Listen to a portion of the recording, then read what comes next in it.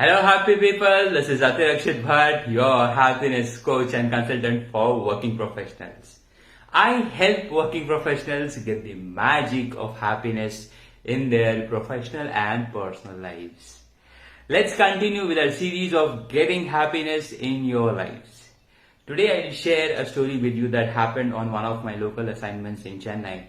I was there working on a project and so happened that there was one team leader who was very nice and bubbly, enthusiastic, doing all that he can in his work, always going the extra mile, etc., etc. Everybody in the team liked him, right? One of these days on a Friday evening when we were just wrapping things up, I happened to pass by this person and let's call him Mr. X.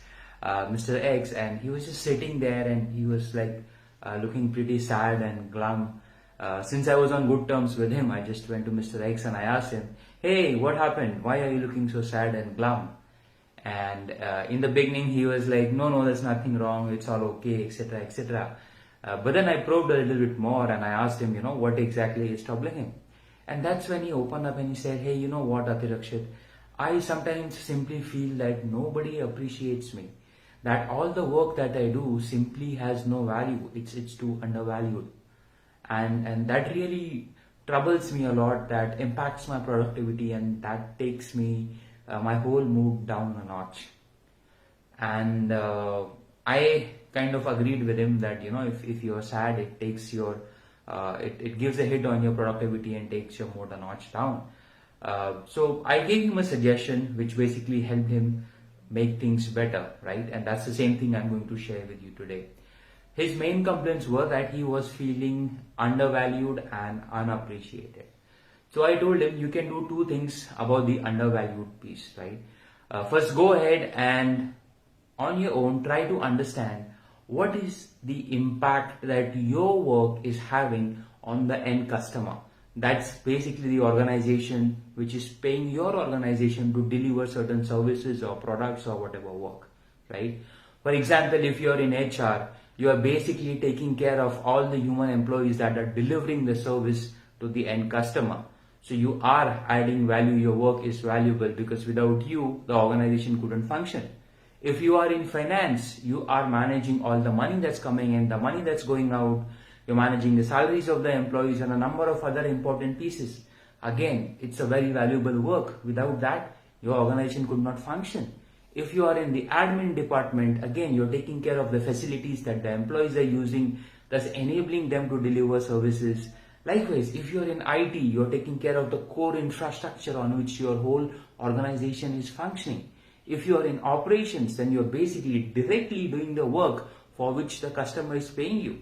So whichever angle you look at it from, you are doing something or the other which is benefiting the end customer because of which they are paying you.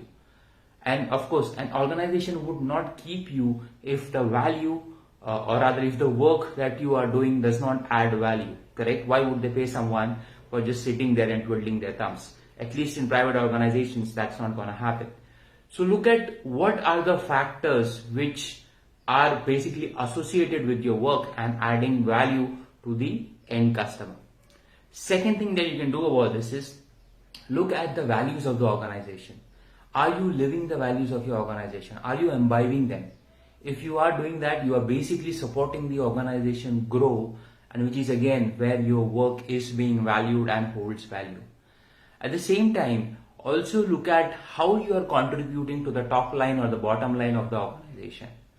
And just in case, right, if you're getting confused and if you don't understand some of these terms, it's always good to have a one-to-one with your manager and ask him or her, how is your work contributing to the overall growth of the organization?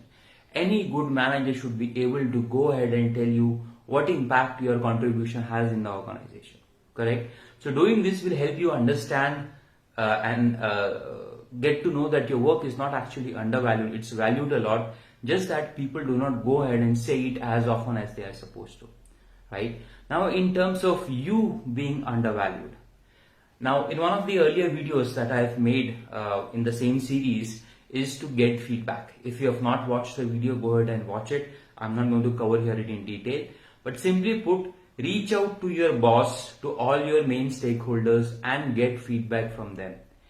Feedback would be of two types. Either they would tell you to improve something, which is obviously for your better, or they let you know that, yeah, you have done this thing great, you have done that thing great, right?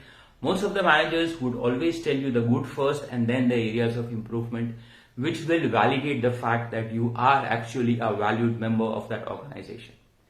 However, if after doing this you still feel that you are not being valued, or the response that you get from your bosses and your stakeholders does not point towards the value that you are giving to the organization, then I guess it's time for you to start looking out and move out from the organization and go to an organization that values you more, or at least as much as your work and you deserve, right?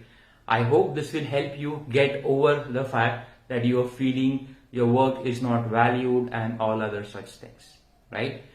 As I always say, till the next video, keep smiling, stay happy. Atirakshit, signing.